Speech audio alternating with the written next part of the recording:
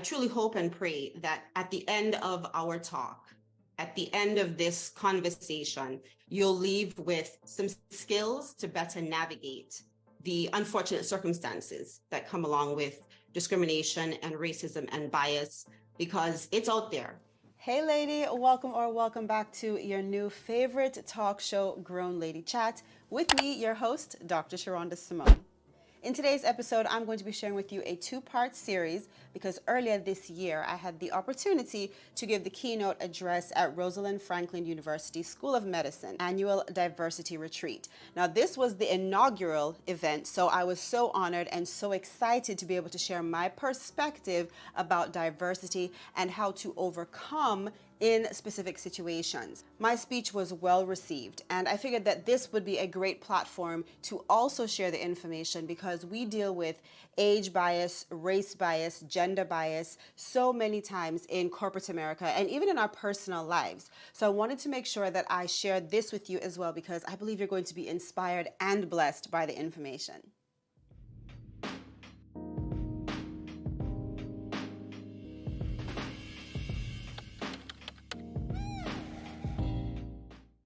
Now, before I get into part one of the two-part series, I wanted to say welcome if it's your first time tuning in. Thank you so very much. I'm really excited you're here. And be sure to drop a comment down below. Let me know where you're listening from and how you came to find Grown Lady Chat.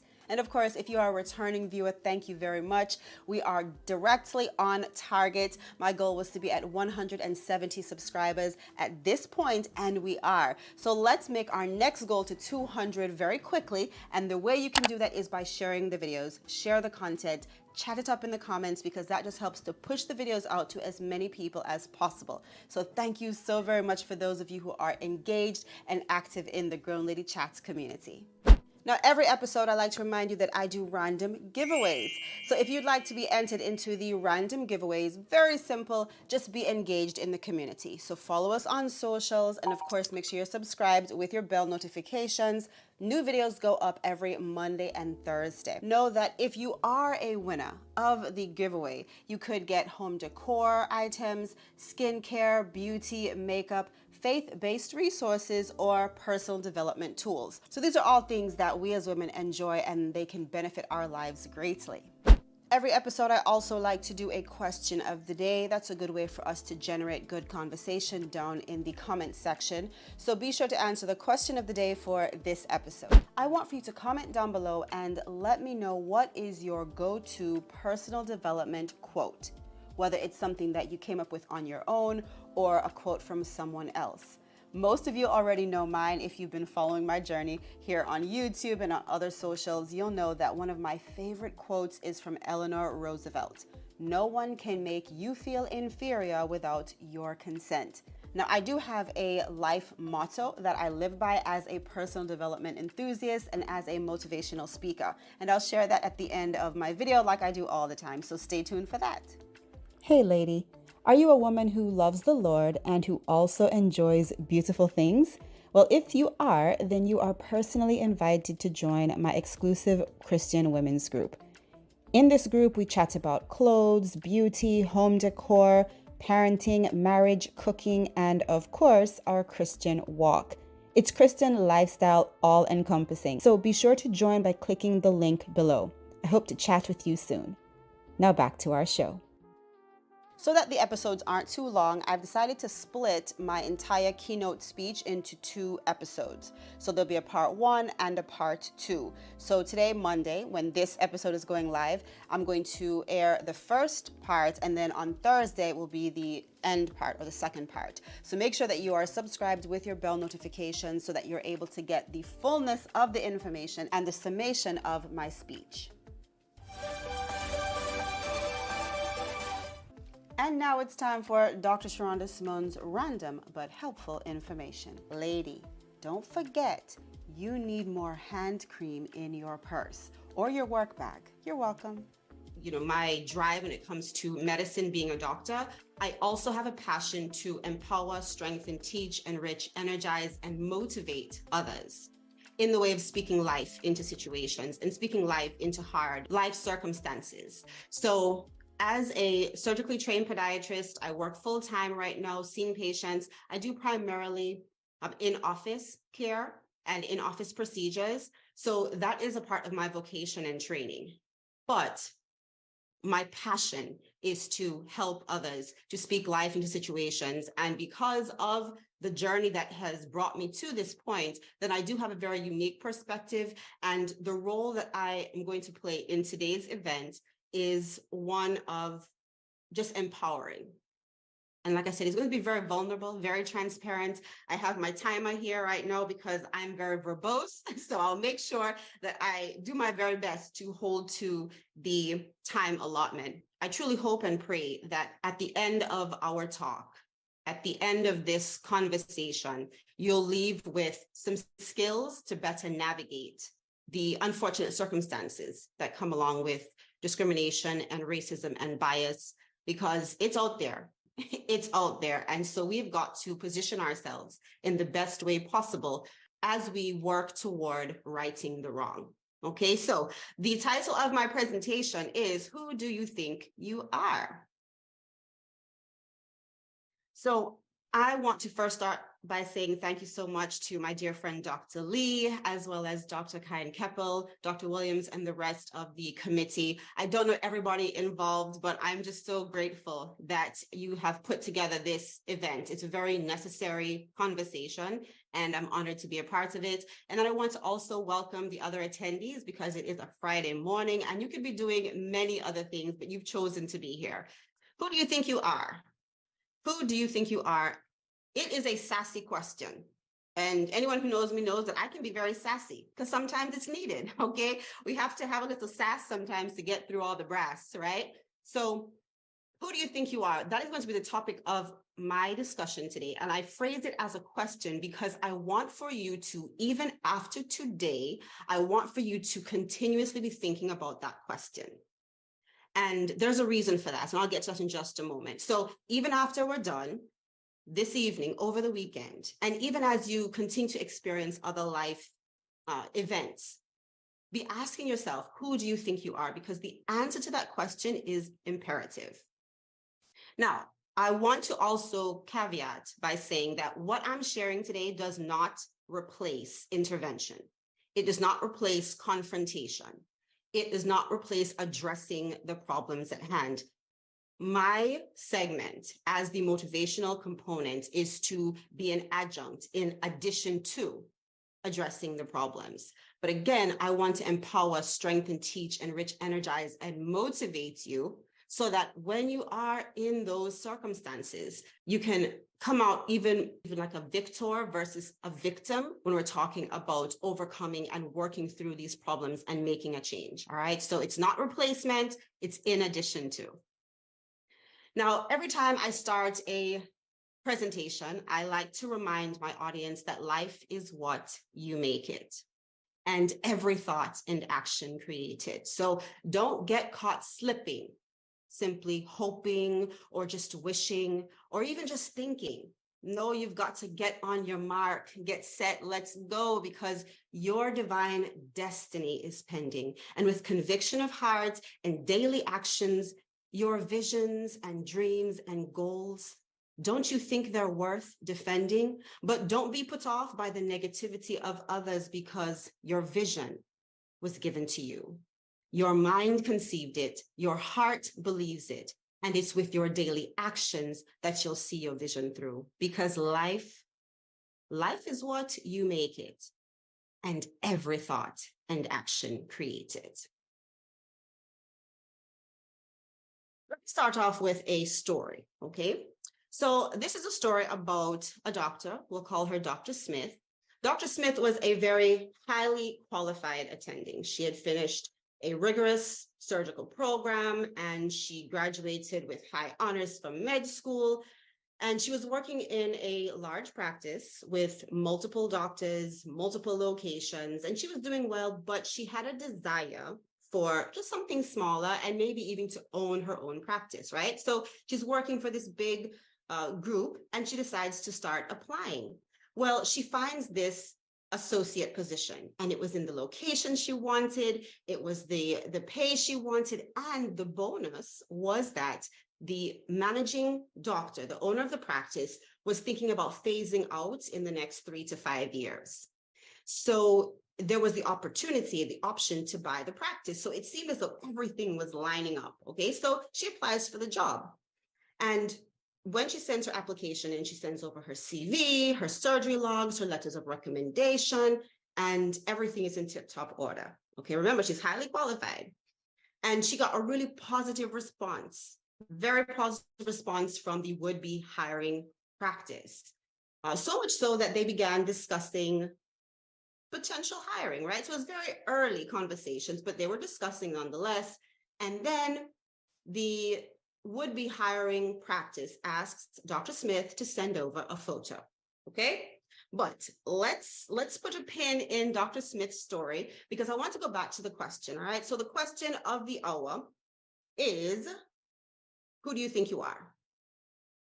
And I framed that as a question, like I said, because I want for us to continually ask ourselves that question. And what I've realized over the years, dealing with my own experiences of discrimination, ageism, racism, bias, prejudice, okay? For whatever reason, my hair, my skin color, my accent, my religion, whatever it was, I've realized that there are certain common threads, and they are usually in the form of a challenge, but it's in question format. So the common threads I've noticed are that when people challenge, it's based on what gives you the right. What gives you the right to occupy this space? Or what makes you qualified, right? That's another challenge that is often given. Or what makes you eligible to be here? What makes you eligible to be my doctor? I've been asked that question before in various ways and directly. Or, especially in the circles or the experiences of harassment, why should I respect your boundaries? So when I mine all of that down, it can be encapsulated in the question, who do you think you are? So let's go back to Dr. Smith's story. So of course, Dr. Smith sends over the photo. Why not? You're discussing possible joining of the practice, hiring, and then possibly buying the practice. What's the harm in that, right? So she sends over her photo. Well, nearly immediately, the calls stopped coming.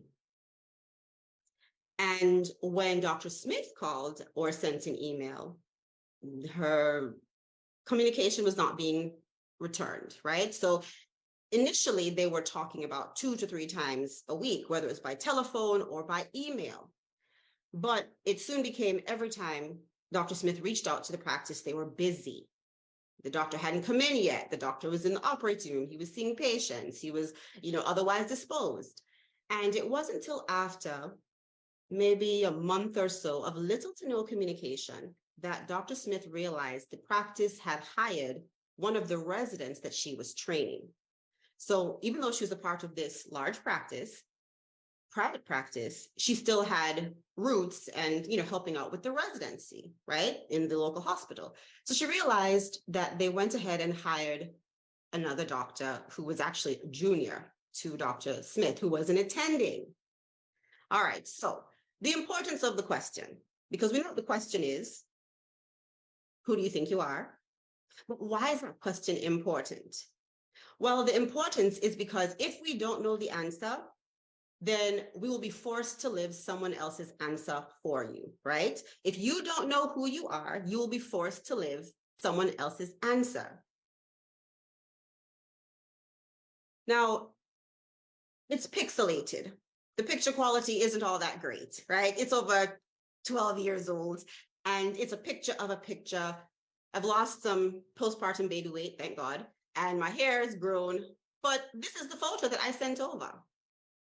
So I am Dr. Smith, now Dr. Josie, happily married, and this is the photo that stopped all communication.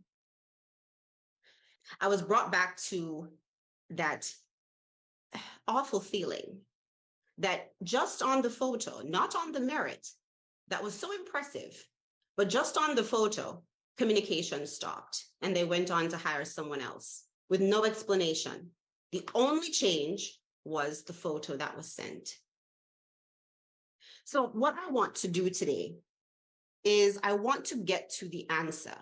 Now, remember, this is not replacing confrontation of problems. This is not replacing addressing the problems. This is not replacing any structural change that needs to happen. This is a heart-to-heart answer. Because what we know to be true is that the way we respond to life, the way we respond to what happens, that's where it really matters. Because people can do things to you. People will do things to you. People will try and tear you down. People will try and put you in a box, right? But it's how you respond to it. So this is what we want to focus on today. So the answer, what I've realized in, like I said, many years of dealing with this, I've realized that the answer can be drilled down into 3 things. All right. So the first thing is we can find the answer when we are prepared, when we are strategic, and when we revoke consent. All right. So let's get into it. Prepared. Years ago, I came across this quote by Anais Nin. All right, so she was a writer many years ago. And while I do not know her entire body of work, this quote in particular, it struck me. And I've kept it at the forefront of my mind and my heart all the time, even, in personal circles, because today, yes, the focus is more on formal settings, professional settings, but what I'm sharing, you can parlay it into your personal life. So the quote reads, "We don't see things as they are. We see them as we are." I'm going to repeat that. We don't see things as they are. We see them as we are. And what that simply means is that it's human nature to view life through our own optics, our own experiences, expectations, skills, limitations, boundaries. That's the human nature. Now, yes, we are all working toward becoming a more evolved people, a more accepting people. But human nature, at the very base of it, is that we use our own optics, our own lens. Now, when I think of that quote, it reminds me of an experience I had during my 3rd year of residency. So for me, my program was 3 years long. So by the time you end your residency program, you're expected to be able to function pretty much on your own, right? And I'm sharing this for those who are present who might not understand that. So if it's redundant to most, just bear with me. So at the end of my surgical residency, right, I was pretty much expected to be able to function as a full-time provider and surgeon. So I was very eager because I was the primary resident on the case, right? So I'm in between surgeries and I'm excited. So I go to check on the operating room, much like the one you see in the picture. And they were in between surgeries, but I wanted to make sure everything was just right. So I go in, and before I can even say anything, there is a nurse who is standing at one of these mobile computers, similar to what you see here. And before I can say anything, she, of course, she has her full OR protective gear on, but she pulls her glasses down and she looks over the room of her glasses and she says, "Okay, look, we've got to get this room turned around quickly, okay? Because this doctor is not going to want to wait. So we have to chop, hurry it up, and we're already running behind." I thought to myself, wow, her optics are wrong. And it brought me back to the quote by Anais Nin. And that is, we don't see things as they are. We see them as we are. See, her optics were wrong. They were askew. On seeing me enter the room, she immediately assumed and expected that I was a part of either housekeeping or the technical crew, which is absolutely vital in medicine, okay? A very necessary part of medicine. But her expectations versus the reality, they were off because this happened to me before. Okay, so I was prepared for this, okay, going back to the first part of the answer to the question, who do you think you are? I was prepared for this because many a times I would be walking down those same halls in the hospital and I'd be walking with my colleagues. We would all be residents together. and we would all be dressed similarly, but they would be of a different race or gender. And upon seeing us all walking together, another hospital staff member would come up to me and remind me that they needed a C-arm or an X-ray machine in OR4. They never said that to my colleagues, but they said it to me. Or someone would see me walk into the doctor's lounge appropriately, and they would expect for me to clean up the extra napkins that had fallen. So I was used to this treatment, but the expectation versus the reality, see, the reality was that I was a graduate of medical school. We have got to realize that whatever we bring to the table, we have to know without a shadow of the doubt, and that's the preparation. Now, that will change with time. With time, that will change as your skills grow, as your experiences grow, as your talents grow, but you have to know what you bring to the table, because when you don't, you will be challenged. And if you don't know the answer, you'll be unprepared. And many a time before, I was unprepared. And that interaction would have brought me to my emotional knees. It would have messed with my mind. It would have made me feel uncomfortable, but I was prepared, because I know that people have skewed optics. Now, the second part to that is when we do bring it, whatever we're bringing, all of us, all of our excellence and our talents and our skills, we have to bring it with class, okay, and confidence. Now, I know you don't think that I just let that sweet nurse just go. I know you don't think that, right? But I didn't do it how I wanted to. Okay. Instead, I reeled it back in. Okay. And I said, no, I have to bring it with class and confidence, because I'm not going to go to her expectation. I'm not going to serve that. Instead, I'm going to invite her in no uncertain terms to rise to the expectation that was appropriate. So I looked at her and I paused for a moment, and I walked right up to her and I said, you're right. I would very much like the surgery to happen on time. And please be sure that you pull the right glove sizes. I wear size 7 and 7.5 because I always double glove. And furthermore, here are the x-rays. Please be sure that someone puts them on the view box. This is before everything was totally digital. Pause for a moment, and then I went to walk away. But I didn't walk away before I saw her try to yank her foot out of her mouth. Okay? So I'm sharing this not to say, oh, kudos to me, but to let you know that when you do bring it with class and confidence. Because there are things that you can do in the world that nobody else can. Whereas, yes, we might serve similar roles. When you show up with all of your expectations and excellence and your reality, you must bring it, and you must bring it with no uncertain terms. And you must also bring it with class and confidence. And that is the key to preparation. We have to expect the expected. As a doctor, I know that on Monday mornings, undoubtedly, there's going to be one piece of equipment that does not work. Okay, the computer is going to be running slow. The program won't load. I have come to expect it. I also have come to expect that I might have 1 or 2 add-on patients, because you know what? People had a good weekend and, things happen. They eat a little bit more than they should with the red wine and the cheese. And so there's going to be a gout flare-up. I'm a podiatrist. I come to expect it. So expect the expected. Because if we don't, we'll get knocked off our feet every single time, and we won't be able to show up with all that we have to offer. I've been there before. So I've learned over the years to expect the expected. However, when we are expecting, we do not accept the expected. Expecting is not the same as accepting. Instead, we prepare for it. So emotionally, mentally, remember, that is the component that I'm serving in today. While we are working toward changing the status quo, we must still prepare for the expected. Now, that does not mean walking into every situation and looking for the problems, but it does mean that when those unfortunate circumstances happen and when those negative situations occur, discrimination, bias, ageism, racism, when they happen, we expect it and we're prepared for it so that we can still show up and bring all that we have to offer to the table. So being prepared, expect the expected. Do not accept it, but expect it and prepare for it instead.